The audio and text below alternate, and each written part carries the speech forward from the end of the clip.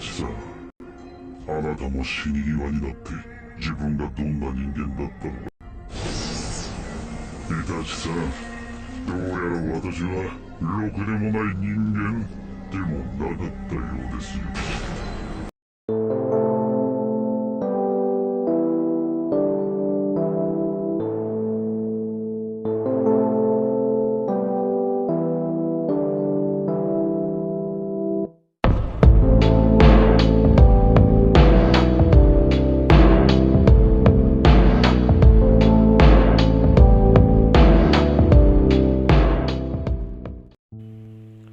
Permasalahan eksistensialisme adalah problem yang sering melekat dalam kehidupan manusia, khususnya secara individual yang berdampak pada kehidupan sosial.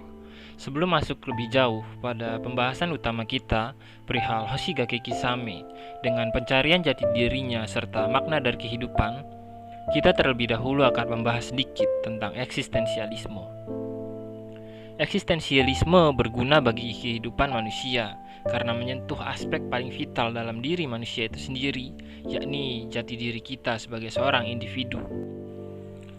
Eksistensialisme menjelaskan bagaimana kesadaran manusia dapat terbentuk oleh faktor-faktor yang pada dasarnya sangat subjektif, yang mana situasi tersebut melahirkan esensi atau pemahaman dalam bentuk kenyataan semu yang manusia percayai. Contohnya, seperti anggapan kita mengenai sebuah hal yang kita nilai keren atau penting. Sedangkan, mungkin jika dilihat lebih jauh dan lebih dalam, maka nilai tersebut bukan apa-apa, dan kita tetap dapat melanjutkan hidup tanpa nilai tersebut. Pemahaman eksistensialisme lebih menekankan pada penggalian akan kesadaran yang dimiliki manusia untuk kepentingan dirinya sendiri, dan hal tersebut menuntut sebuah dekonstruksi ulang kesadaran yang sebelumnya telah tertanam dan disebabkan oleh kenyataan yang gagal dikendalikan. Oleh sebab itu, pertanyaan mendasar dari eksistensialisme adalah siapa dirimu? Untuk apa kamu hidup? Apakah dirimu yang saat ini kamu kenal adalah benar-benar dirimu, ataukah hanya ilusi tentang dirimu yang kamu tanamkan? Realitas yang sejatinya adalah bias dari apa yang manusia yakini seringkali dikotori oleh sebuah pemahaman yang ditanamkan oleh orang lain atas dirinya. Dan hal tersebut merupakan fokus utama dari eksistensialisme, dikarenakan pemahaman yang ditanamkan seringkali tidak sesuai dengan kebenaran dan hanya bersifat kontekstual. Maksudnya gimana?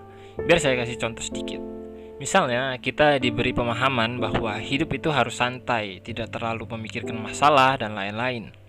Pemahaman tersebut adalah sebagian kecil dari beragam nilai atau pemahaman lain yang dapat ditanamkan dalam diri kita sebagai manusia, yang asalnya dari realitas yang kita hadapi.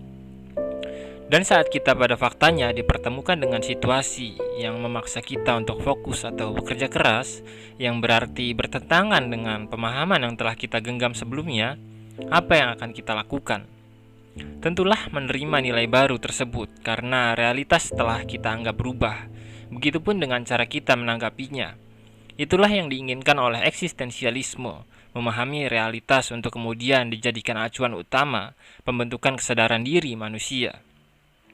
Namun contoh di atas hanyalah contoh kasar yang mungkin tanpa pemahaman eksistensialisme pun kita telah mengetahuinya. Tapi pada kenyataannya ada banyak situasi atau fenomena yang mirip atau memiliki kesinambungan dengan kondisi tersebut yang seringkali tidak kita sadari, dan kita pun gagal untuk kemudian mengelola kesadaran dengan baik.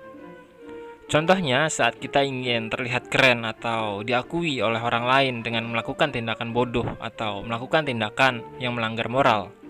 Kita harus mampu bertanya pada diri kita sendiri berdasarkan dengan realitas yang kita hadapi.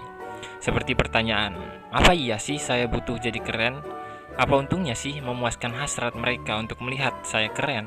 Toh pada akhirnya semua bakal terlupakan. Toh pada akhirnya definisi dari keren dan nilai yang menyebabkan seseorang mendapat pengakuan juga ikut berubah. Jadi untuk apa saya melakukan semua hal tersebut?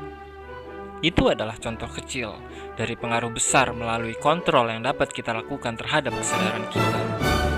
Namun eksistensialisme tidak serta-merta menolak semua nilai yang tertanam dalam kehidupan. Fokus utama eksistensialisme bukanlah untuk membentuk manusia agar menjadi apa yang diinginkan oleh para pembentuk teorinya. Eksistensialisme berpengaruh dalam pemahaman seseorang tentang hidup dan realitas yang dihadapinya.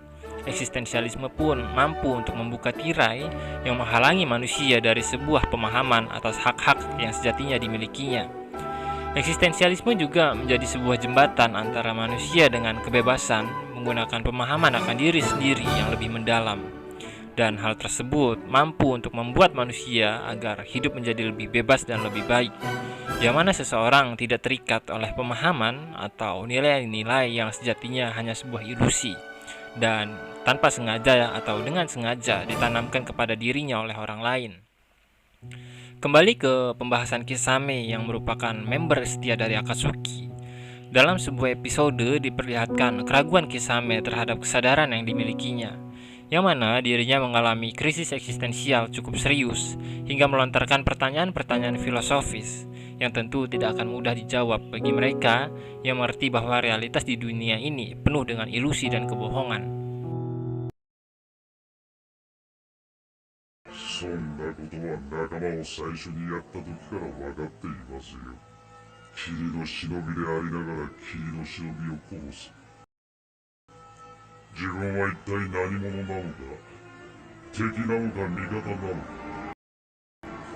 私の目的は、立ち位置は、私はどこへ行こうとし、どこに行けば落ち着けるのか。自分自身が偽りの存在でしかないことだけは実感できる。Mungkin sebagian dari kita pernah merasakan kondisi tersebut.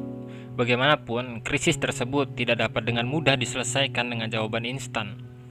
Mungkin sebagian dari kita dapat sejenak mengalihkan pertanyaan dan krisis tersebut dengan kesibukan yang kita miliki, seperti pekerjaan dan lain-lain.